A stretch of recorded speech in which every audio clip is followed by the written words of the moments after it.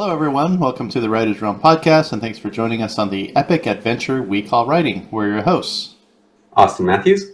And Bob Dotto, and Holly couldn't make it tonight. And today we're going to talk about marketing and sales with our special guest, Ryan Hoyt. Hi, Ryan. Hey, thanks for having me on. Yeah. Hey, so I was in Folsom, and actually I was visiting a friend in Sacramento, and she told me about this. It was not a book convention. It was a comic convention, right, Ryan? And so it was somewhere in Folsom, so I drove over there. It was probably like 20 minutes away from where she lived.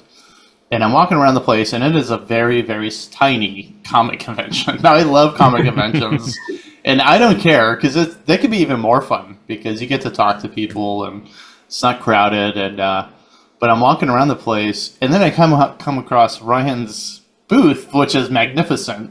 If you go follow his socials, he definitely has pictures of it. And I was so freaking happy. I'm like, oh, I got an author. Right on, dude.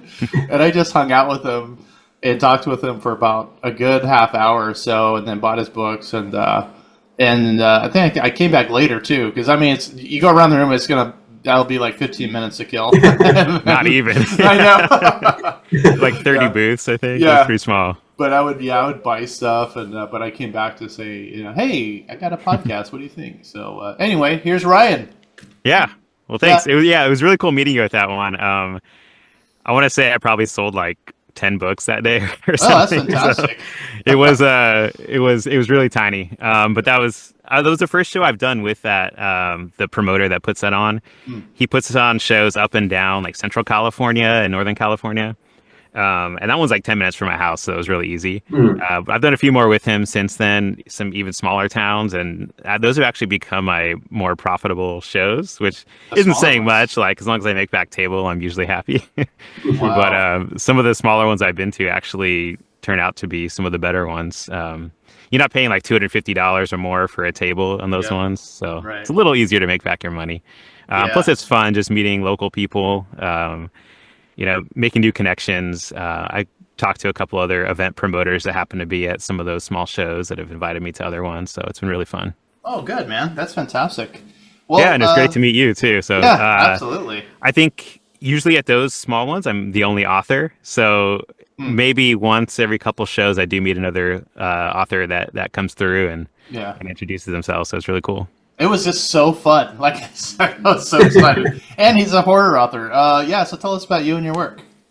Yeah, so you mentioned horror. I have 2 horror novels and a horror short story collection. So there's We Are Not Alone in the Dark is a alien and abduction coming of age horror book, kind of like It meets Signs. Raven Tree Hollow is my first horror novel. It's a gothic and cosmic mashup. Set in the 1950s. It's sort of a throwback to Shirley Jackson with a little Stephen King mixed in. And then a short story collection. And then I am also a fantasy author. I have a series of 4 fantasy books. That's a complete series.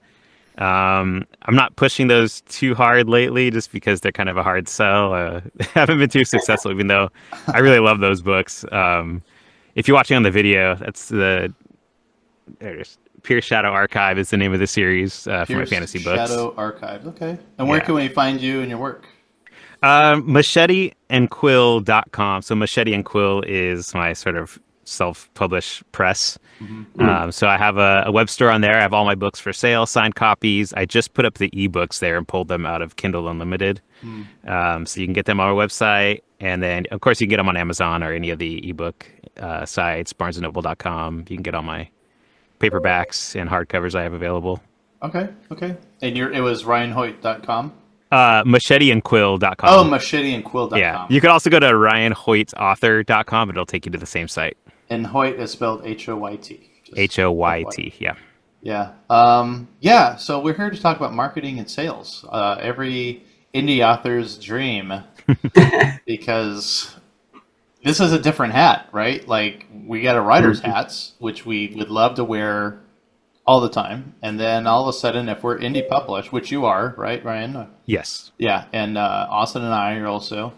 And then it turns into business hat if we want to sell some books. So I don't know. Where can we start with this? Yeah, I'm still figuring that out myself. My first book was published in 2021, so I'm in year four, I guess. So I'm still trying to figure that out. I've taken some of the online courses and Oh, try to follow those methods, and they don't all necessarily work out as much as I hope they would.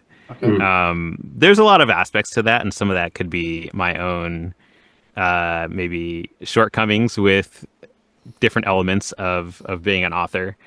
But I think the first place a lot of people will tell you you need to make sure your strongest is your cover.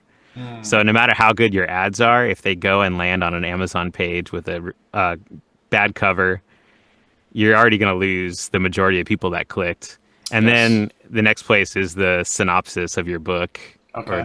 the description of your book on the product listing page. Hmm. So that also has to be great. Otherwise, you lose the people who clicked on that ad in the first place, and you're still paying for their clicks even if they're not buying that book. Hmm. Hmm. Now you talk about clicks. Is this Amazon ads or I mean, what kind of Amazon ads or are we talking Facebook? about? Facebook's where I spent most of my ad budget over the last few years.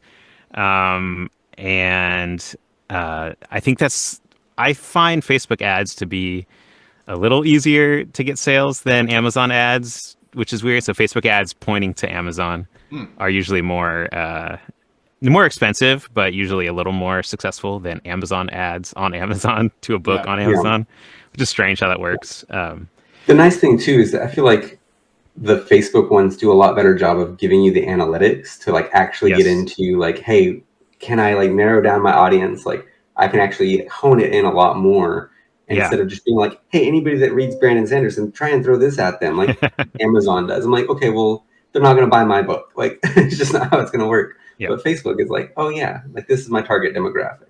Are So you profitable on Facebook ads? I was, and then I just was like, it's hard to maintain like the It momentum of is it. so hard. Yeah, it could be a full time job in its own, just trying to keep up the ads. Hmm. And as Yeah. soon as they stop working, you need to pivot somewhere. Otherwise, you're just spending money and not getting the results you want. Hmm. But just to follow that and to track it is such a big job. Yeah. One of the ad courses I took, it's the Matthew J. Holmes ads for authors, I think it's called. It's a course that I've seen a lot of my fellow horror authors recommend, and I see a lot of talk about it on Facebook groups like Wide for the Win and what is it, 20 books to 50K. Right. A lot of people recommend this course for Facebook ads. And he has a lot of great resources in the course of keeping detailed spreadsheets of all the keywords you're using and all the alternate text to try out for your ads. And you're supposed to run tests for like a week of I forget the name of the method now, but it's like 3 creatives, so the pictures that you use in your ads, the images, Hmm. 3 headlines, and 3 descriptions, Yeah. and Hmm. then you turn on like the AI element, so it switches through and picks out which one it thinks Okay. the Facebook user that it serves the ad to is going to click on. Ah. And you test those out for a week, and you're spending money each day on those, hoping that it finds the right audience for you. Wow. But it's easier said than done. I find even if they are successful in that one week, like within another week or two, it seems to just kind of run dry. It Yeah. runs through. In horror, it's a much smaller audience than a lot of other genres. I know for like romance, there's so many romance readers out there that I think those ads are way more likely to hit with the right audience. But Yeah. like horror, even certain types of fantasy are a little hard to reach the right readers. Yeah. And to your point, like I have a lot of friends that read like fantasy or romantasy, and they're like, yeah, I'll give it a try. But like I feel like horror and fantasy readers are a lot more picky. They're like, I don't Oh know. yeah. I don't trust this guy yet. Yeah. So Yeah. Yeah. Fantasy, I couldn't get anything to work for those books. I think those are the books I'm most proud of as far as like the content and like how well I wrote them. mhm. And I just could not sell those books for the life of me. I went through and rebranded the entire series with brand new covers, hoping that maybe it would change something. Uh-huh. And it didn't move Mhm. the needle at all after spending like $1,500 on new covers. Oh my Oof. gosh. So Good for it you, was though. tough. It was really tough. Good for you for trying and spending money. I mean, seriously, because AI is a really big invasive species right now as far as like artwork. So I mean, you spending money, you giving a real artist money. I mean, bravo to you. Yeah, thanks. And so talking about those marketing courses, I remember something that they said that kind of surprised me, which was don't use your book cover when Mhm. you're right. Isn't that what they said? Like use Yeah, elements from your story in pictures, but don't use your book cover. yeah. Did they explain I've on seen a that? lot of people say that, or they say not to even put a book in the ad. Hmm. But I have seen other authors go against that and test having their book, at least if not the main image, at least off in a corner. It's because like sometimes people will read that if it doesn't mention that it's a book anywhere in the description or in the ad itself, Hmm. they might click thinking it's a movie or a video game or something else, Oh, okay. and then they click there and find out it's a book, and then now you've paid for that click, but they're not going to Hmm. buy it because they're not interested in reading or whatever. Right. Oh, So okay, I okay. think it's okay. But yeah, like not having it as your main element, but still having it in there so it's clear it's a book. Hmm. Otherwise, somewhere right in the top of your description or the ad text, say Hmm. something about like reads or pages or Yeah. something readers say this or whatever, just so it's clear that it's a book. Right. I think Yeah. that's very helpful. Especially, yeah, paying for the clicks. It's like you want to make sure that everybody that clicks is has the highest possible, likelihood to actually buy the book. Exactly. Mm. Oh my gosh. Yeah. How now I'm not asking you to divulge this if you're not comfortable, but like what would be like let's just say I haven't done the course, and we're not talking about the course paying for that, but if I'm going to pay for Facebook ads, what would be a good start as far as money goes? I've seen a lot of different advice. I usually will. I think I run like two or three campaigns at a time for $10 a day, and then I usually chicken out within a week, and I don't I don't let the test go longer. Um, yeah, maybe that's one of my problems too, is I don't let the ads run long enough. Uh-huh. Some people will tell you need to like run them for that week and then drop the ones that are performing worse. But even if they're all doing bad, some of them are going to be doing worse than others. So get the Hmm. best of that set and Right. keep running that. And if you're using the Facebook Advantage Plus or whatever they call it these days, it's kind of their AI audience finder or Hmm. buyer finder. Okay. It's their AI technology that's going to find the people they think are most likely to click on it. Right. Hmm. And the longer you leave it, the more it's going to run and try to find those people, exhaust one type of audience, then move on to another. Mm. Hmm. So but yeah, you do have to leave it for several days or even a couple weeks to really Yeah. have it hit its stride. But you're Yeah. losing money every day for that. So, and Yeah. Facebook will spend all your budget. What I find with Amazon ads is that you can set a daily budget to say like $5 or $10. It may Hmm. only spend like half of that. Mm. So Amazon ads don't try to spend all your money in one go, whereas Facebook will spend it as quick as they can. So sometimes it is a little easier testing Amazon ads. And there's a great tool out there. I think it costs like $100. I bought it in my very first year, so I think 2021. But you get all the updates once you buy it. I think you don't have to like rebuy it any other time. It's called Rocket. Oh, Shoot, yeah, what's yeah, it yeah. called? That does sound Publisher familiar. Rocket, I think. Yeah, Publisher I Rocket. think you're right. It's by Kindlepreneur, who's Right. a really good resource as well for indie publishers. Okay. But that tool will has all kinds of features to find keywords, um, uh, both for when you list your book, keywords to add to your book, but keywords also for ads to run against or similar products. Mm. It'll give you like the ASIN number of similar books to yours. Mm. Hmm. And you could throw in your own search and then find similar books to books that you think your book is like, and use those on Amazon ads to target those. So I did play around with that a little bit last year, Mhm. and I made the mistake of using too general of categories. So like for my horror books, I tried just like horror. And it was actually that got the most sales, but those sales were so expensive because you're Hmm. competing against every other horror author that's using horror as a keyword. Oh. And those ended up being like $7 per sale of a book, which is more than you make for the book. So Yeah. that was money losing, of course. So don't use like super general, generic terms. That was a rookie mistake on my part. That's a learning But experience. yeah, it's a learning experience for sure. And with that one as well, you need to watch how expensive those are getting and cut the ones that are really expensive, cut the ones that Hmm. aren't performing. Because like their algorithms will know that you're just like throwing it out there way too wide and it's giving bad ads to their customers, so they're going to probably de-rank you, or yeah, they're going to deprioritize your ads. So you do want to make sure that you're trimming and not like just putting out casting too wide of a net when you create those ads. Yeah. But yeah, it's a lot of trial and error. What have you guys found success with? Has Amazon ads worked for you guys? I have not found success. Yeah. Okay. And then I have not tried any ads. No, I did try Facebook. I tried, like you said, my first year of publishing was 2021. I tried, like, I had a very tiny budget, and I think you're right. It was about $10 a day. It was definitely not a week, because this was when I just started. I didn't know anything about anything. Okay, so all I knew was Facebook ads. All right, well, I don't know. Let's see what I can do. Well, nothing happened, obviously, because I didn't know what I was doing. Now, so no, I'm sorry. I know we're on the topic of ads, but like I didn't do any of that. But here's where I found two different really amazing moneymakers, and these are one is on Reddit. I'm a Redditor. I'm on there almost 24/7, and I saw a friend of mine in Reddit, in a subreddit called Pics, which is like pictures of, it could be anything.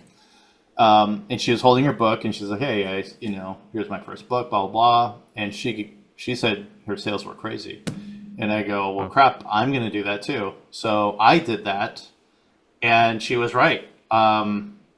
I sold like 36 books within 24 hours. That was insane. That's awesome. However, a big however, a lot of people did not like that. I mean, this is Reddit. I don't know if you're on Reddit, but like there's a lot of great people, but there's a lot of like not so great people, we'll call them. And I got a crap ton, I mean, hundreds of really bad posts. I mean, talking about me in my book. One of them said, I thought it was hilarious. Now, I was a former police officer, so I could care less about what people say about me. But, like, one of them said, I just read it, and I thought it was meh. And I go, oh, my God, that's brilliant. I'm going to, like, I need to print this out. But then the guy deleted it, and I was like, crap. But there's tons of people that are like, dude, you're trash. You're just you're just getting your free marketing, blah, blah. So there's a lot of that. Yes, I am. Yes, I am. Because it was free. It didn't cost me anything. And like I said, unless you have very thin skin, then I do not do that because you will get hammered. Yeah. And then on Reddit, I think most of the like genre book groups don't allow for self promo. Right. Sometimes they'll have like a once a month post I've seen right. where you can. It's like the first Wednesday of the month or whatever. You can promote your book in one post. And there's that, and then we're still on Reddit, but like if there'll be like fantasy, I'll keep an eye on like the fantasy books and science fiction books, and somebody go, hey, I'm looking for a recommendation, and I'll always throw my name in there, which doesn't really, it just gets my name out there, but nothing happens. Like I don't see any crazy sales. Yeah. Well, and like that's something to keep in mind too, even when you're talking about like ads, is like you might be losing money on the single ad, but if you have, several books out, like you're not really advertising your book, you're advertising your whole library. Yeah, you got your whole brand. I only have one book out, so it doesn't really work for me that way, but in the future it will. Yeah, well, that's another good point too, is to look at like how profitable an ad is. It's not just the book that you're sending it to, but it is if they read through to your other books, especially if you write in series, it's a lot easier to gauge. Yeah. My only series is my fantasy series, and that one I just haven't had a single ad that's ever worked for that book. So I can't say read through has ever been something I've been able to speak to personally, but I always see that, as the wisdom in most indie author groups is write in series, and then when you advertise, you just advertise book one. And if it's good, people will read through and read all the other books, and you'll make your money back for that ad easily. Yeah. But yeah, I'm not there yet, but one of these days. I do have a duology that I was planning on releasing later this year that connects all my horror books together. So really, I could like renumber those and put them all as one series if I wanted to, and then maybe try again with ads, but we'll see. Right now I'm pulling back on ads, as I mentioned earlier. I haven't found a winning strategy. So it's Yeah. kind of I saw too many losses last year, so I'm kind of licking my wounds right now from Yeah. that. Oh, you must have done your taxes already. I'm about to, yeah. Okay. But I did so each year. I've been in like these smaller author groups with other horror authors.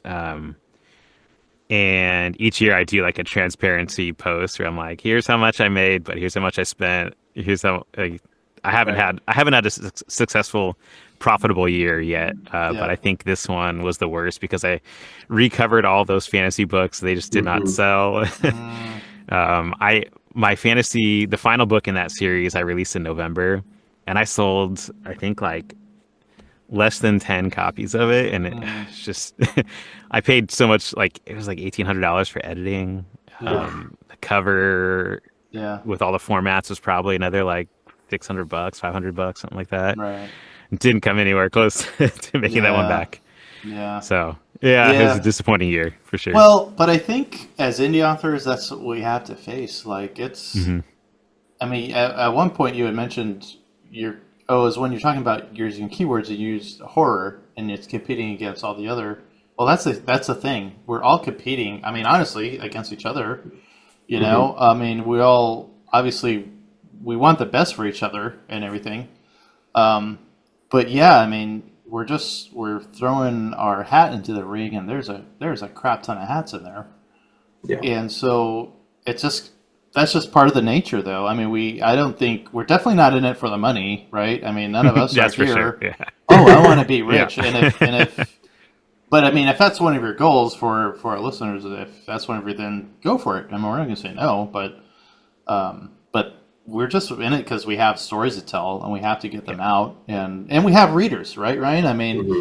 you just said you sold me. I was like, I wonder which one to get. I'm standing at his booth going, I wonder which one. And then he says, well, this one's about. It's kind of reminiscent of the Shirley Jackson. I go, boom, that's the one right there because I love Shirley Jackson, and I'm a reader. You know what I mean? Like, I mean, that's how we get sales, even though it's a little tiny bit. Hmm. Yeah. But I did my taxes for last year, and I shared it a couple of podcasts ago what they were.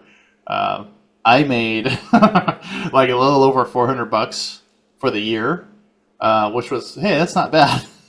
but but I spent like over 4 grand.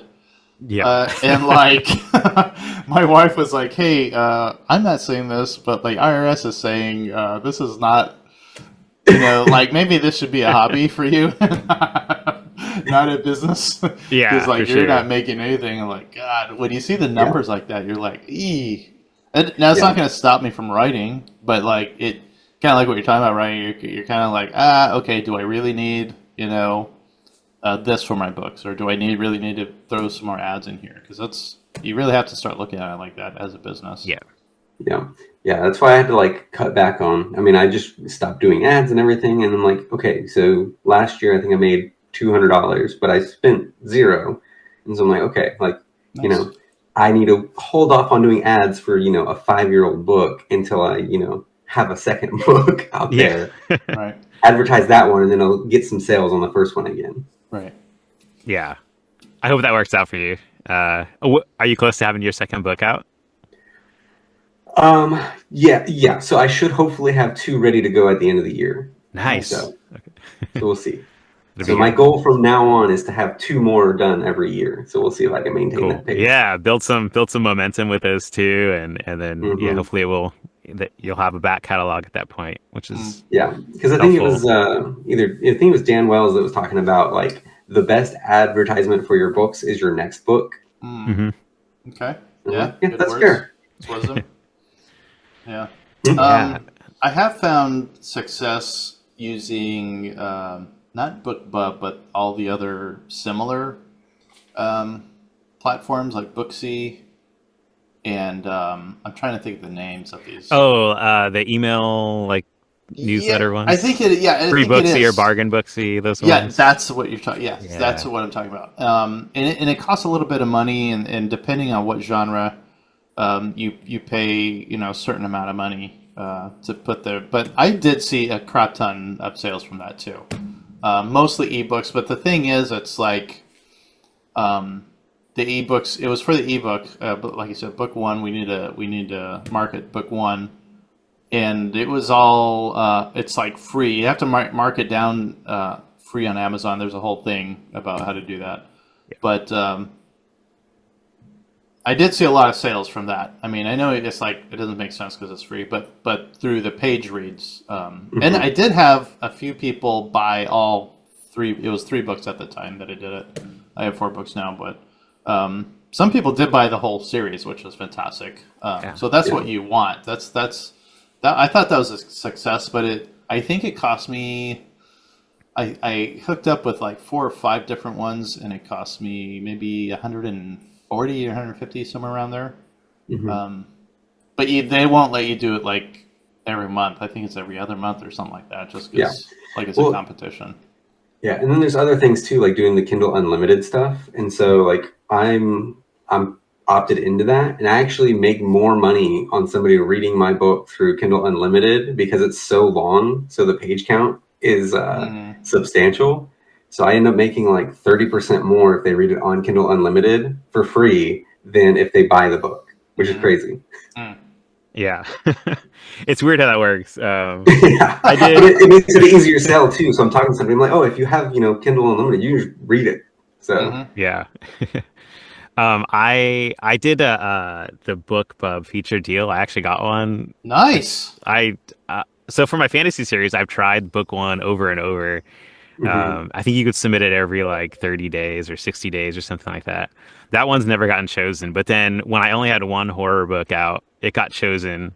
So I didn't have any read through. So I got it for the 99-cent deal. So you could either do the free one or you could do like a 99-cent discount one. Right. And I didn't know at the time that if you do one of those, you should if you're in Kindle Unlimited, you can set your book price to 99 cents as the countdown deal. Right. And at that point, you get 70% and not 30% or whatever it is when you're usually 99 cents. Right. So I didn't know that. And then I ran the deal and I was only getting like less than 30 cents per sale. No. It's like, 33 cents minus whatever the delivery fee is for the ebook. Yeah. So it was like 27 cents or something per sale. So I sold 150 books or something for that, which was like, I've never sold that many. So that was awesome, right? Yeah. But it was all at like 27 cents each book. Yeah. So I did not make up the money because the BookBub for a horror is cheaper than some other genres. I think like in fantasy, it's like $700 or some ridiculous, like really high one. For horror, it was like $275, something like that. But I made half of that. Well, it was 130 sales, something. so that was awesome. And like when you look at my Kindle graph, it's just that one day pops up. Yeah. But unfortunately, it wasn't like I didn't make any money off of that. I lost. And I also stacked it with other promo sites, like the ones you were mentioning. So I think I spent probably twice that much with all of them combined. Okay. But it was a it was a learning experience, like we talked about. So next time I do it, now I know I need to run the Kindle countdown deal so I get the 70%, not the 30%. Yeah. Oh well. Hey, learning experience, man. Yeah, that's all we're doing here. And like we were talking about before we kind of officially started the show, we were talking about the closing segment is usually don't do this, but now it just seems like most of our show is going to be don't do this. So we're going to have something else for our closing segment. But I will say one thing that the one place I did profit this year, if you don't count all the money I spent, but so Amazon. I think I had probably sold like $600 worth of books on Amazon this last year. Nice. But I spent twice that on Facebook ads to get traffic to those books. So it's just a loss, right? I wouldn't count that as profit. But in my own direct store, so on my website, I sell signed books. And I just put my ebooks in there. I took them out of Kindle Unlimited. Nice. But last year I only had the physical books. And then I'm active in some different communities like on Facebook, horror readers groups and things like that. And that's sort of where I find most of my readers for my horror books. And they allow you to self-promo every once in a while, and especially this group called Books of Horror. That's where most of my readers have come from. As long as you're not self-promoting on every post you do, I think you have to do like 3 posts about other people's books before you can mention your own book. In between each mention of your book. Okay. And I've really like gotten to know a lot of readers on there. I've even gone. They've put together a in-person sort of convention in it was in Illinois last summer, so I got to go and meet a lot of the readers in person. It was an Wow. awesome time. But that's where a lot of my community of readers come from. And they're willing to go out and support indie authors, like buy from their websites, buy signed copies. So last year, I actually made a pretty good profit on my own website. So if you're not selling direct, but if you're willing to sort of take the risk of setting up a website to do that, I think it could be a good idea as long as you have, a community of readers that may, take Right. a risk of buying from you and not from Amazon or something like Right. that. I So that like is a it. good way to make up. So you do have to like stock your own books in your house and Yeah. take that risk, I guess. But Yeah. Well, you'll sell them so eventually. now this is great. So how do you go about marketing your own website? Yeah. So right now it's just through my social media and through like the Facebook group I mentioned and some other Okay. ones. So I haven't taken the leap of running Facebook ads to my site yet. But the way that works, so when we're running ads on Facebook to Amazon, you're just doing traffic ads. You're not doing what they call sales ads or conversion ads. So Facebook doesn't actually see when you send a person to get your book on Amazon. Facebook only sees that they clicked over and made it to Amazon. They don't see that what they did after that they added your book to the cart and bought it. When you're doing the sales conversion ads to your own website, you get like a pixel from your website, your web host. You put that into your Facebook ad account, connect it to your ad that you're serving. So Facebook serves a pixel onto that user's computer or whatever, the browser. And then it can see that they go to your site and they click the buy button and it registers that as a sale. Now, each of those sales is going to cost you more than a click to Amazon. When it's the traffic conversion type of ad, it's more expensive. But that's the way that Facebook knows that somebody's actually buying books. So they know that they're serving ads to people that are more likely to actually buy rather than just click. So those ads are supposed to be better, but more expensive. So what a lot of authors do, and I haven't done this yet because I haven't started running ads, is they bundle books. So a lot of like self-published authors that write in series have those really big, long, like 10, 12 book series. Right. They'll bundle them all for like whatever, $40, $30. The ad will cost them like $15 for that sale, but that profit is much larger than it would be if they were just sending traffic to Amazon. So bundling books on your site, especially if you have your ebooks on there and you have a lot of them, a lot of books, sell them as a bundle, a higher priced item to sell is going to make up that money. Yeah. If you're just sending it to like a 99-cent ebook on your website, you're going to lose money that way. So you have to have the higher tier items. Oh, really? That's very interesting. So, because sometimes you're thinking, well, if I just because I belong to that group, 20 books to 50K, and a lot of new people, ask, what should I put my price point at?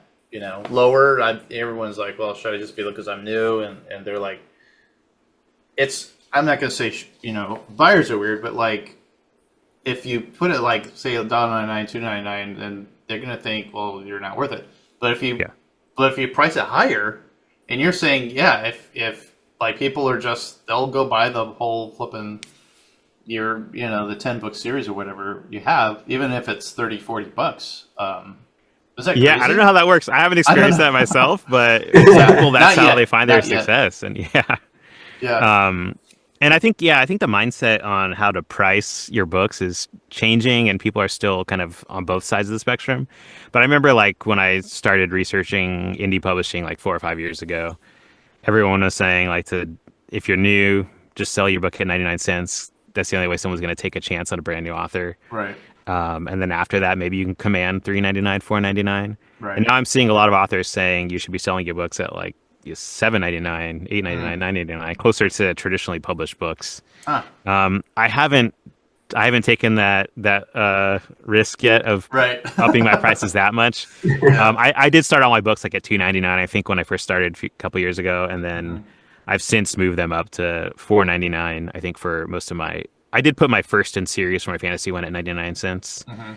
but everything else is up $3.99 or $4.99, Okay. depending on the length. But this is from your website. Like your books are not available on Amazon anymore, right? Oh no, so they're still on Amazon. They're just not in Kindle Unlimited, I got and it. that's just Okay. as of like the last 2 weeks. Okay, got it. Yeah. Okay. So just for our listeners, because there's a lot of new people here, I was one of these new people. I mean, we all were, I suppose. And we don't know what we're talking about. So Kindle Unlimited is like a very special, exclusive deal. Your ebook is only available through them. Is that right? Only available through Amazon. Right. They could either buy it as an ebook or they can rent it, borrow it Right. in Kindle Unlimited Yeah. if they're a member of that Yeah. service. And the benefit of that is 70. The author gets 70% of the sales. Correct? Is that still Oh, the same? so author can get 70% of a sale, anything priced above $1.99. Right. Sorry, $1.99 to $9.99. Okay. But if you're less than $1.99, or sorry, less than $2, so if you're $1.99 or lower, you only get, what is it, 30% or Okay. 33%. Yeah, Okay. something like And that. if you're over $9.99, you also only get that 30%, which Okay. is, I don't understand that one. Right. Um, Right. but yeah, when you're in Kindle Unlimited, I think each 99 cent sale will get you the 70%. I could be wrong about that. Hmm. Actually, I don't think that's true either. I don't know, but I don't know. when a Um, reader, if your book's priced at 99 cents and you're in Kindle Unlimited, you're only going to get like 33 cents or whatever when you sell that 99 cent book. mhm. But if a reader reads it, if a reader in Kindle Unlimited reads that book, you get paid per page. So if your book is longer, you get like Mhm. well, it changes every month, but it's around like point 0.4 of a Mhm. cent per Mhm. page. Yeah. So that ends up being, for a lot of authors, depending on the length, like $1.50, $2, $3, depending on how long your book is. Yeah. So you actually Which, make more money on those reads than you would on selling a 99-cent book. yeah, and I write epic fantasy, so like my book's 135,000 words. So That is huge. someone reads it on Kindle Unlimited. Yeah, that's a good chunk. That's a good chunk. I want to say the book that's been getting the most reads up until I just took it out this week. It's only maybe 55,000 words. It's not very long. Mhm. That one gets me like $1.60, I think it is, when somebody reads all the way through it. Okay. So yeah, that is a lot better than 30 cents or whatever you get if you're just selling it at 99 cents. Yeah. So Yeah. that's the benefit for Kindle Unlimited plus readers that are voracious readers and read, like 5, 10 books a week, and they're just flying through all these indie books in Yeah. Kindle Unlimited. They're not going to pay full price for a book if they're reading that Right. many. So I lose those readers by not being in there, and that's a risk. But I also don't get that many page reads, to be honest, in Kindle Mhm. Unlimited, so I don't see it that No. much of a loss. And this week actually it worked out in my favor. Not that I wanted to like rip people off or anything, but there's another horror author that's in the Books of Horror group that I mentioned, and he has a Patreon and he does like a group read with his readers. Every month they pick a different book, and they chose my book this month. Oh, nice. And it just happened that I had already set my book to come out of Kindle Unlimited. So it expired right before they started. Oh So I gosh. actually got a bunch of sales, and I get Wow. like $3 per sale, whatever it is. Mm. Yeah. I think it's like $3 now that I have it priced at $4.99. Uh-huh. So I actually ended up getting a bunch of sales this week on that, which doesn't normally happen. So if it was on Kindle Unlimited, I would have gotten like $1.60 per read, but because Mhm. they ended up buying it, I got at $4.99, I got like $3 or something for each sale. Nice. So it worked out okay, but it doesn't always work out that way. And Yeah. when I have my books in Kindle Unlimited, I think my fantasy books got read. The first couple of them got read like 2 or 3 times total in a year. Uh-huh. Yeah. Nobody made it to the last one. Mm. So it's painful. It's like I may as well try to have it on other websites and see if I could sell elsewhere, or get it into the library ebook apps. Yeah, that's fair. Yeah. Before I went into Kindle Unlimited, I did have my books wide when I just had a couple of fantasy books out. Mhm. And it did get picked up into Hoopla. And when people read it on Hoopla, I get something like $1. It's less than Kindle Unlimited, Mhm. but it's free to those readers that read it in Hoopla through their library. Okay. And I did have a couple library systems pick it up through Libby or Overdrive. Mhm. Mhm. And that people are able to rent the ebooks in those library systems through there. And I forget how much. I think with Libby, it's just a one-time payment. It's $9.99 minus whatever the cut of the distributor is. It's like $7 or something that I get when it's purchased. Nice. So I'm getting all my books back into those apps now, just to kind of widen the Yeah. audience since they have been in Kindle Unlimited for a couple of years. It didn't really Yeah. take off. So. Right. Yeah, that's fair. Real quick, describe what you mean by wide. So there's Oh, yeah. there's two different ways we can set our books: Kindle Unlimited and wide. So we talked about Kindle Unlimited. What's wide mean? Yeah, so with Kindle Unlimited, you're exclusive to Kindle Unlimited with your ebook. You can still sell your paperback anywhere, but you can only be in Kindle and Kindle Unlimited if you're in the Unlimited program. Excuse me. Wide means you're in all the other possible ebook stores or even on your own site to sell your ebooks. So that could include like Kobo, um, Barnes and Apple? Noble. Uh, I'm blanking out. Oh, Apple Books, Google Play Books, whatever they call it these days. Yeah. And then library apps like Libby and Hoopla. Okay. And you can go to most of those by just uploading it into a service called Draft to Digital, Draft and the number 2 and then digital.com. It's a pretty good service. They do take an extra 10% of your royalty payments out for the convenience of uploading it one time instead of going into all of these different websites and uploading it each time. And I opted to go through that with my first book and then not with my second. And then I took them out. But when I put them back in last week, I ended up just using that service for all my books. It's so much easier than logging Okay. in. It serves to everywhere. Oh, I wouldn't do it to Amazon though, because it takes an extra however many percent off of the Amazon royalty. So go Amazon direct, and then you have to go Google Play Bookstore direct as well. They don't serve there. But for all the other stores, I just upload one time through this Draft to Digital service. That sounds easy. Yeah, and then it's hard to get sales on those sites too without advertising. So when you advertise on Facebook to these other sites, I think you can you can use them as one of the options for your targets in Facebook ads. I haven't tried that yet, so I can't say if that's successful or not. But one of these days, I'm gonna Yeah. get brave enough to spend my money that way again. Yeah, spend your money this week. Meet with us next week, and just give us the reports about Yeah. what happened. But oh yeah, so authors that are wide versus direct have their own separate strategies. I'm not an expert at any of those, but I do know they rely more on the email newsletter services that you mentioned earlier, Robert, BookBub, and all that. And apparently, those BookBub I've heard is a little more likely to select you for like a bargain book, like the 99-cent one, if you're not exclusive to Kindle Unlimited. Nice. So I don't know. I do want to try that really soon to see right. if that's true, but I'm going to wait till all my books are fully uploaded on all these sites. It takes a little bit of time. I want to circle back to a different marketing strategy, which is Patreon. Because there are actually a lot of authors on there. I started on Patreon a couple of years ago, and I immediately got like $15 a month. And we lost Matthew. He'll come back soon. But oh hi, Austin. But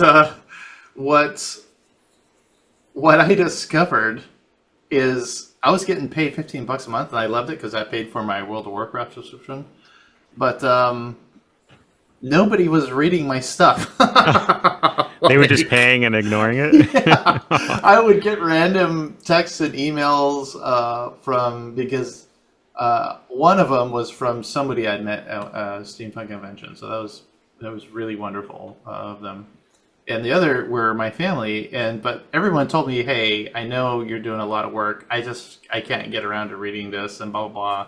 I had so much stuff on there, man, and nothing was getting looked at, and I'm just like, okay, well, forget it then. Like, I'll just, I'm going to cancel this because, but But that was Were you, fun. It was fun while it lasted. were you doing like exclusive short stories I or like putting was. up chapters I early? was. Yep. I Okay. was doing that. I was doing little video updates, talking about what's coming up, like kind of a live version. Not live, I guess it's recorded.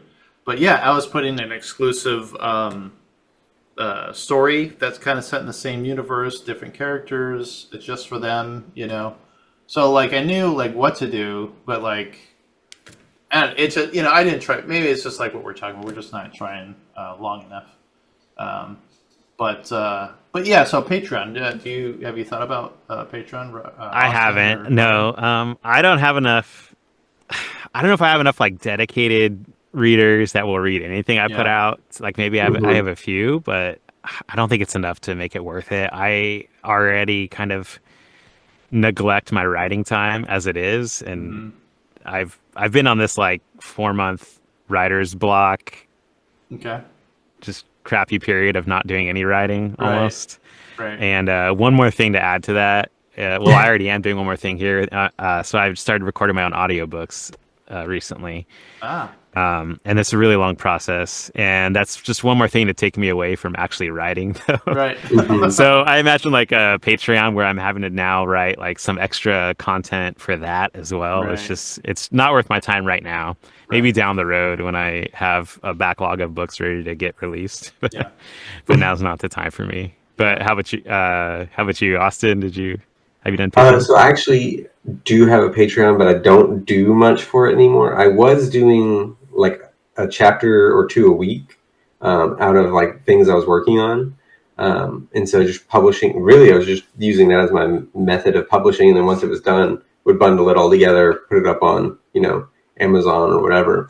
Um, but then they did the Kindle Vela, and I was like, well, hey, this is what I was doing, but it's actually got more marketing for it. And then they shut that down. So I'm like, well, I guess maybe I'll go back to doing the Patreon stuff. Yeah. So we'll see. Mm. Do you feel like it kind of lights a fire under you to force you to write? Do you? Yeah. Oh, yeah, 100%. Maybe that would be good. Maybe that would be good for me. If people are Yeah, when you paying know money to people see have my already paid for chapters. it. Yeah.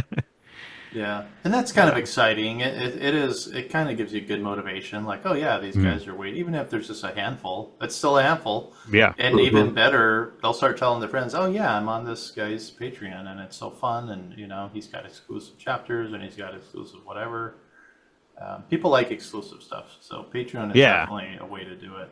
I like creative ways of reaching audiences or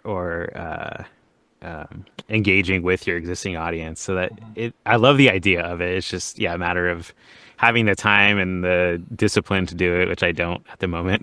Yeah. A couple years ago, I decided I would try something that I didn't know if any other authors were doing or not at the time, which was turning my first fantasy novel into a podcast. So I would read it like an audiobook, record it, have it all edited and all that stuff, and then release one chapter a week as an Okay. audiobook. And as again, it was one of those things where it took so much time per chapter and to put it all together and edit it that I should have been writing probably. And now I'm in that stage again with the audiobook thing that I'm doing. But Yeah.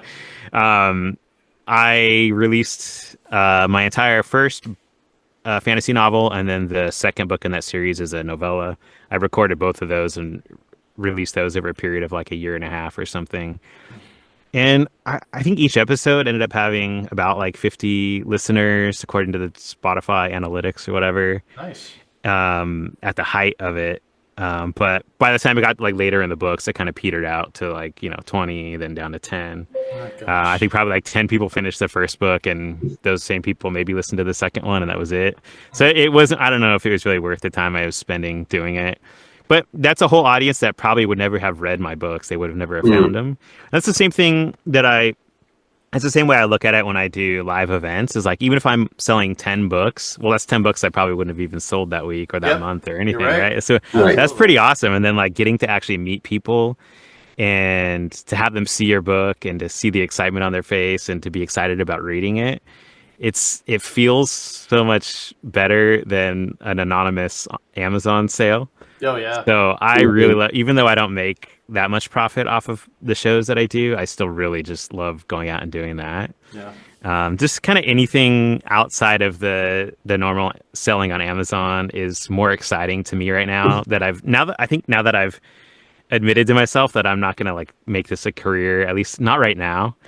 I'm not making enough money to where I can quit my job and and just do this stuff. So I may as well just do the parts of it that I really love, which if that's recording a podcast or an audiobook just because it's fun, then sure, why not? If it's going out to shows and spending my Saturday or Sunday, even though I miss my family during those hours, but going out and actually meeting people and talking to them, and like Robert meeting you that time was really awesome. Yeah. It makes it worth it, and I think that's kind of re-inspiring me to write even through this hard, like 4 month, I think I said, writer's block period. Is like I'm not giving up the whole thing, even if I'm having trouble putting together a really good book right now. Right. There are parts of it that I still really enjoy doing, but those creative marketing things, other than paying for ads, are kind of more fun to me right now than losing money on ads. Yeah, I think in a way, getting out, I feel like that, as far as marketing and sales, we can talk about conventions and stuff. Those are so, like you said, fun. My wife is just like, hey, she tried to lay down the law with me. She's like, if you don't make your money back, with the table, then you need to think about something else. And I'm like, no, like she said that in front, like while I was there at the place with another guy. We just had him on our podcast. I'm spacing on the name, but he was right next to me. He was like, no, we like coming here and meeting people. That's the joy of it. And I was like, thank you, dude, because like my wife is more practical. Like, yeah, if it doesn't make money, then you need to do something else. And like, but it's fun, like you said, and it's probably the easiest, I think, maybe out of all of this that we're talking about.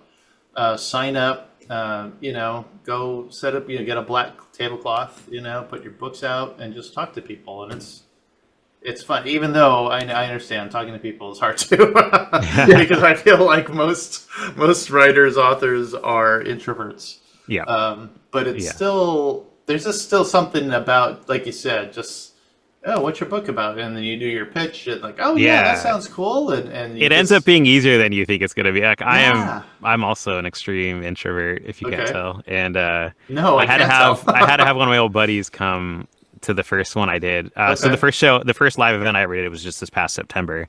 And since then, I think I've done 8, something like that. Nice. But that one, I was so nervous for that first one. And my buddy came. And then once I started talking to people, I just immediately overcame the shyness. And I decided I love doing it. So I haven't needed a friend to come with me since that first one, which is really cool. Yeah. And it's fun, Ryan, your table looked great. You had stickers, you had bookmarks, you had little posters, and the banner. I don't know if that was the same banner that you had. I have 2 banners, so this is one of them. Okay, it's one of them. Yeah, this one was there when you came. It was a little too big for that space. I was. Yeah, and like I said, talking about your marketing and doing conventions, please go look at Ryan's Instagram. I know you have a couple of good shots of your table there. Lots of good, very interesting. You even had like little knickknacks. That's the other fun thing. That besides all the book, you could like decorate it, with like little stuff. And since Ryan's horror, he got to put all kinds of fun little, horror themed thing. Didn't you have like a raven somewhere? Yeah, I have like a raven on a skull. I have these Krampus. I have 3 Krampuses. These little like stuffed things. Somebody makes them on Etsy, and she's also part of that Books of Horror Facebook group I mentioned, and I got them from her. Nice. And some other like horror themed creatures and little things. So it's fun. It's fun to decorate, and I went a little overboard with the banners. This is not something you have to do, especially not when you're first starting out doing live events. It's not really that important. Just have a nice black tablecloth. If you go without a tablecloth, they're not going to have one for you at most events I've been to. But it's good. Yeah, people don't need the flashy stuff. No. But to have fun with it though if you want, and people know you're having fun with it. I actually get more inquiries about those knickknacks I have on my table than about my books. Sometimes it feels like. So I started bringing the Etsy business card to the person that makes a lot of that stuff that I have. So now that people are taking pictures of her card all the time. Now you're doing marketing for her. Yeah, it's a community, right? Yeah, Helping each other out. Right. Yeah. So, also, while we're on kind of on the same subject, you started like your own brand. Was it Quill and Machete? Machete and Quill, yeah. Yeah. So, how about if you kind of talk about that, making your own brand and why you did that? That's a good question. So when I started out writing, when I decided I was going to self-publish, I knew I wanted to write fantasy and horror, and I had a fantasy book already written, and I had been trying to, it's a whole nother topic, but trying to get an agent for that book, and never happened. So I switched gears. But when I knew I wanted to do horror and fantasy, I wanted something that could maybe embody both of those genres. So the Quill kind of gives a more fantasy vibe. The Machete is more like a slasher horror type thing. Although the main character in my fantasy series uses a machete as her weapon instead of a sword. But so it kind of worked two ways with that. But just to have that name, and I was planning on doing a pen name for one of the two genres when I started. So I wanted something to tie them together. And this kind of in the back end, it kind of helps to tie it together because when you're registering your ISBNs, if you're buying blocks of ISBNs through Boker, who's the broker of ISBNs, you need a publisher name. You could even use your own name, but if you're planning on using pen names, it helps to have like a fictitious business name, whatever that term is. Yeah. So I created Machete and Quill Press. It also gives it a little more of a published vibe, I guess, than not having anything on there. Right. But it's just me. It's just yeah. Right. No, I remember asking you if, like, do you get submissions, or you're like, no, it's just me. No, I would love to one day, but I need to figure out how to sell my own books before I can take on somebody else's. Right. But that was always kind of like a little bit of a dream too. With it is like maybe I can publish other people's books if I'm good at this, and then I'm still figuring it out. But one of these days, maybe I will, or even like just an anthology with authors that I become friends with or whatever. Yeah. But it's also just helped with merchandising a little bit, so I should have brought some in here, but I have a bunch of stickers of the logo. Even I like wait here we go. Have nice. my Oh, nice. sweatshirt. So like when I do shows, sometimes I wear this as well, just to be clear that I'm that brand, that's who I am. It's just fun. It created some cool like little merchandising and other little benefits to it. Yeah. And then it's on the spine of all my books. So here and then the back. That looks sharp. Yeah, it pulls them all together. Mm-hmm. Oh yeah. The fantasy books. I would love to do that. However, that means I would have to redo my covers again. So that's a hard pass right now. Yeah. Oh man. Yeah. It's an expensive endeavor to redo the covers. God, it's such a pain, man. oh gosh. I mentioned ISBNs a minute ago, and if you guys have bought your own ISBNs, you know how expensive I have, yeah. If you buy like a single one, it's like $100 or something. Right. Or I forget, some crazy amount. Right. I started out buying a pack of 100 of them, which was $500. Oh dear. But I was a member of IBPA, Independent Something Publishers, whatever. It's like a whatever. I don't know. But they give you a discount code, so I got like 20% off of that or something. So it was a little cheaper. But now I don't cry every time I publish a book in 3 formats and buy 3 ISBNs because I paid for it 4 years ago and I'm still using them up. But I did have to waste a couple of them because when I started publishing my fantasy books, I published the novella in a different size than the paperback. And when I went to recover them, I wanted to make them all the same size. Yeah. And then I had hardcovers that were in a different format than the new hardcovers. And so I needed to replace ISBNs for those. And I changed a title of one of the books. Oh, gosh. So that needs a new ISBN. You can't change a title in an existing book. An You have to ISBN. There's unpublish just this it and republish it. whole process, which added extra costs to the whole recovering everything.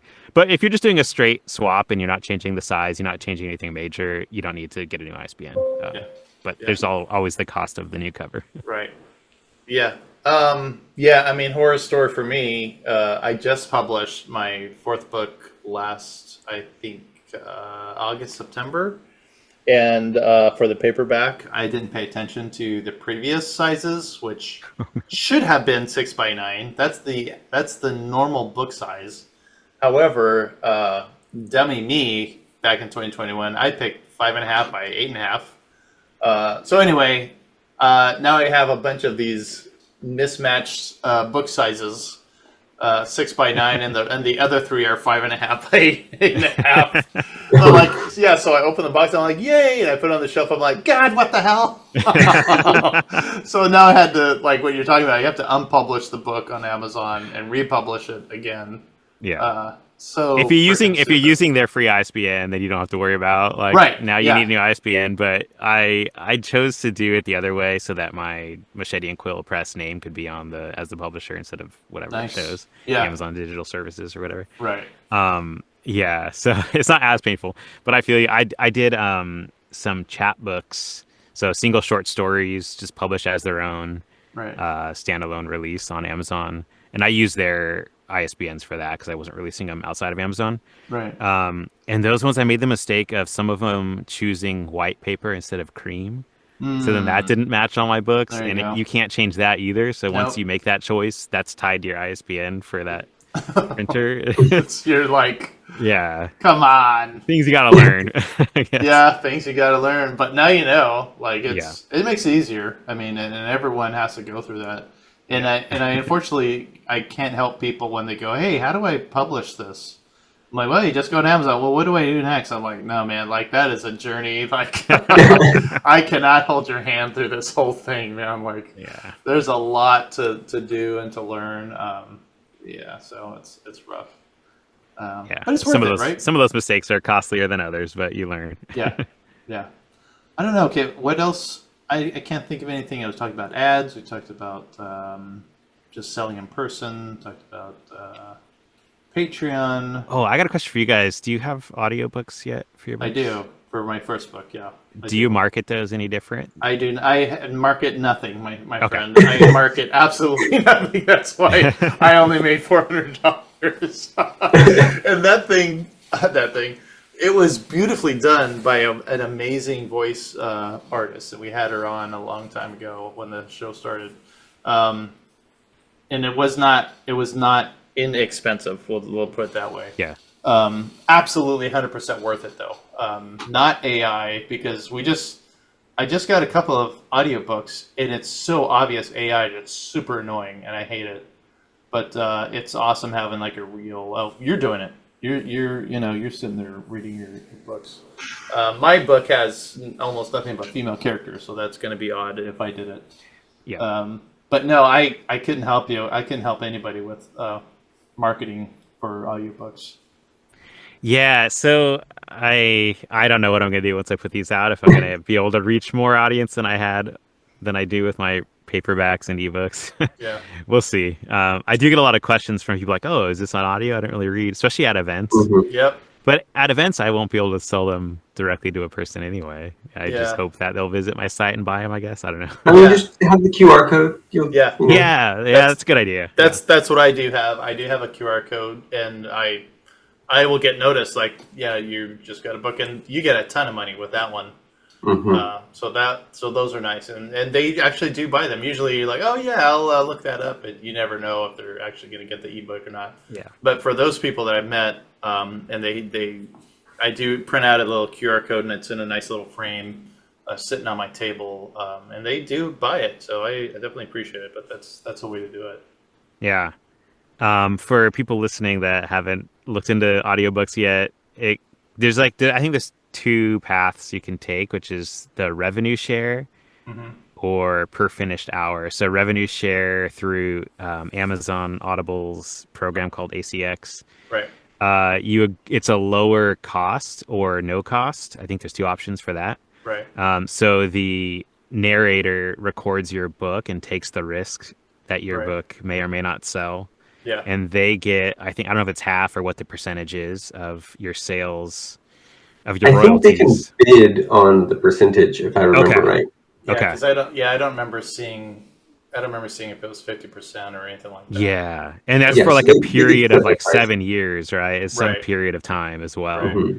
So I just know with how low, like being honest with myself, how low my book sales are, I didn't want to put a narrator through that. Right. I would feel too awful if they Well, spent so many hours recording it and editing it and then it just didn't sell at all and they didn't make yeah, any money. but the thing is, there's a lot of new audio narrators Yeah. who are Hmm. willing to do that. They're Yeah. willing to get their name out and to have your book on their resume. You know what I'm saying? Hmm.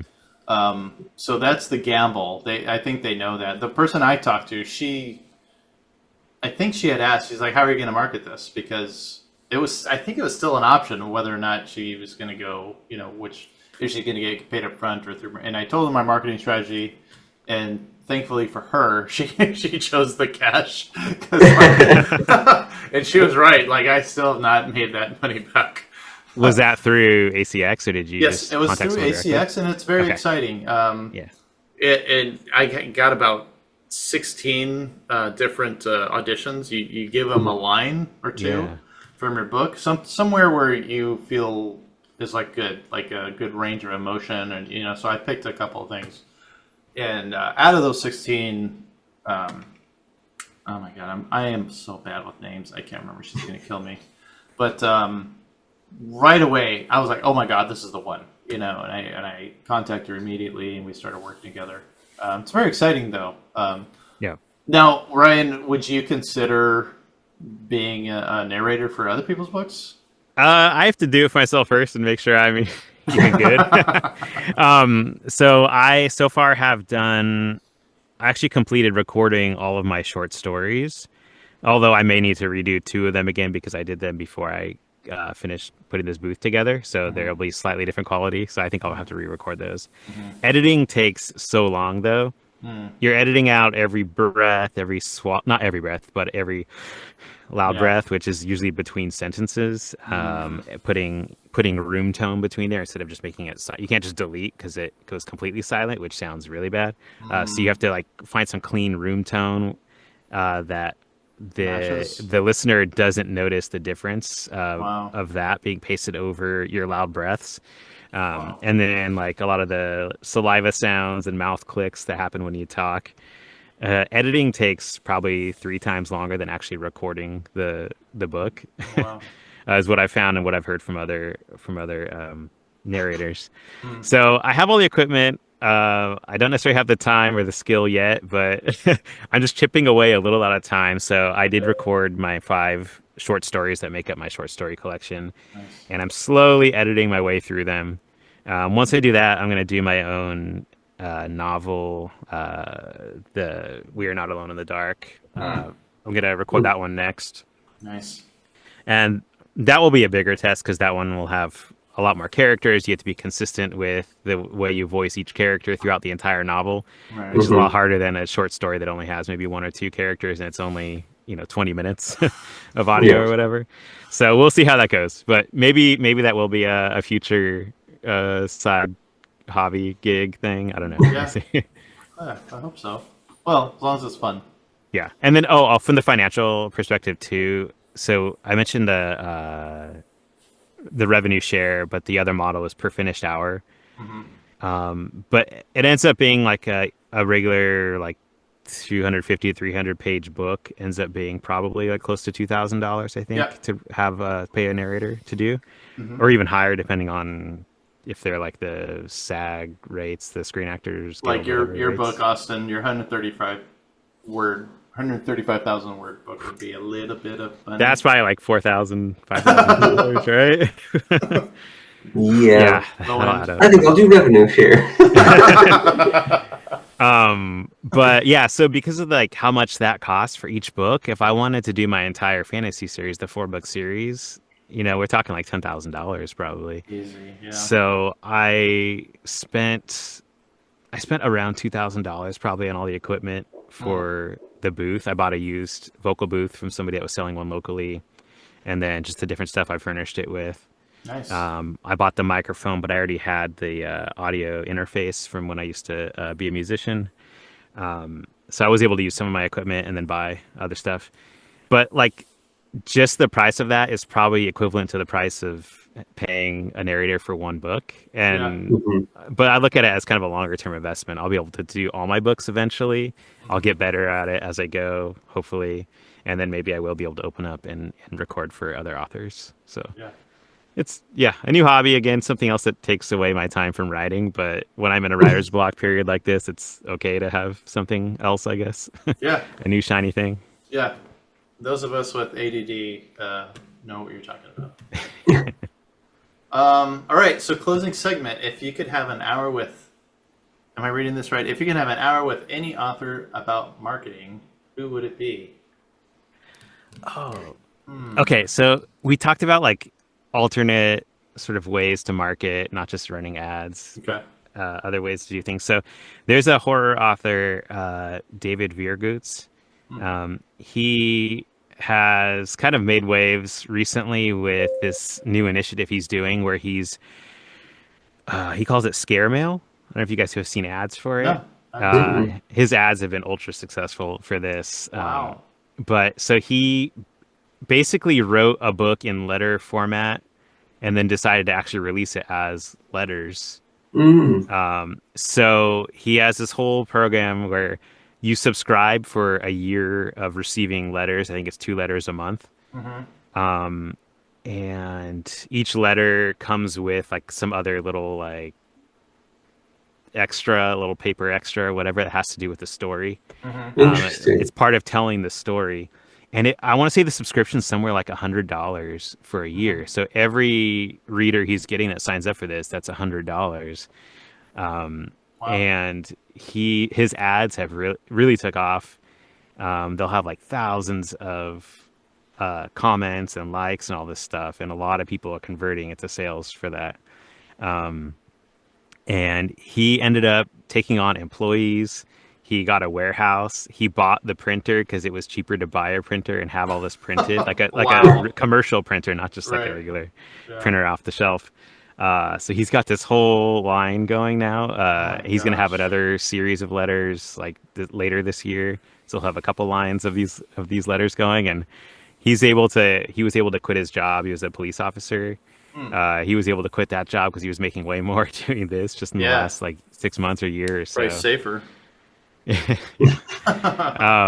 And I don't even know if he's writing novels right now because I think this is consuming his time. So it's not something I'd want to do, but just like talking to him, like chatting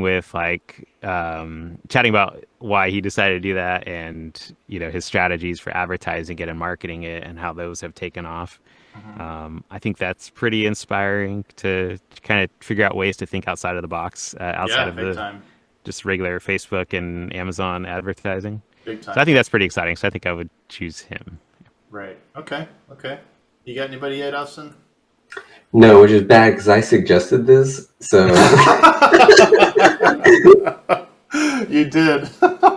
That's funny. Well, you got an hour with us instead, yeah, so yeah, I you can't got- say Yeah, it's going to be no, helpful. there we But go. no, honestly, this has been super helpful. So I'll take another hour of this. Yeah. I would probably pick Craig Martell, who is the author, or not the author, but the creator of the 20 Books to 50K group. They're on Facebook. And I joined, and it's free to join, and they're super, super friendly. Everyone wants to help each other. Everybody wants everyone to succeed there. And but just to talk to, and like, obviously, his whole thing is you write 20 books, you should be able to hit 50K. I mean, that's very basic. But, just to talk to him about, like, well, what motivated you to even create the group and, want to put all this stuff together. And I don't know, because some people are just like, yeah, screw you, I'm making my money over here. And, they're stepping on heads as they're climbing up the ladder or what have you. But he's not like that at all. I have never met him. I've never really spoken to him or anything. I know he does have there is a 20 Books to 50K annual convention, usually in Vegas. So anyway, that would be my pick. He's super accessible. Ryan, your pick would be super accessible. Oh my God, what did I just say? Accessible. What the heck? Yeah. I made up a new word. No, And then, with Craig and the 20 bucks 50K group. That's so I mentioned before when I started, I was trying to get an agent for my first book, and I had like 75 rejections over a period of 2 years. okay. And that book just sat for 2 years, not being out in the world. And then I don't remember how I stumbled upon 20 Books, the Yeah. group on Facebook.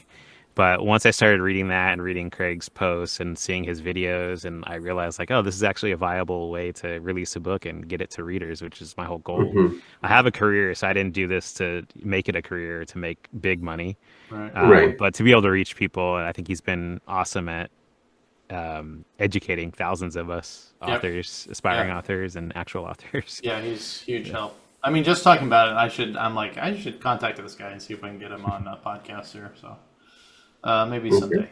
Yeah. Nope, I thought you had somebody. Nope. So, No. okay. All right. Well, Ryan, it's been fantastic talking about marketing and sales with you. I hope we covered lots and lots of bases for those new writers out there and new indie publishers that are interested in this. Nothing is easy, but through hard work, determination, keep at it. It can happen. That's great. But thank you, Ryan, for joining us. I'm so glad I met you up there in Folsom. What a random occurrence. Look forward to hearing more about your audiobook and whatever is coming up next. Once again, how can we find you? Yeah, so macheteandquill.com or ryanhoytauthor.com. Go to the same place. Or facebook.com/ryanhoytauthor. I'd push my Instagram, but lately I've just been posting a lot of political stuff, so you probably don't want to go there. Or just avoid the stories. I keep it off my regular posts, I think. But that's instagram.com/beforetheworldmovedon, which has nothing to do with my author name. So. No, but it's harder to still find, very but- catchy. It's very catchy. Yeah, that was the name of an old music project that never took off. Yeah. Back when I still played music. Okay. All right. Well, thanks again, Ryan. Thank you guys for having me. I really we'd appreciate love it. to It was have fun on talking to again. you. Thank you. So don't forget to subscribe to our channels at the links below so you don't miss any of the Writers Room content. Excuse me. We always love to hear from our listeners, so if you have a question or topic you want us to dive into, please get in touch. Until then, get back to writing or marketing. Bye. Bye, y'all. All right.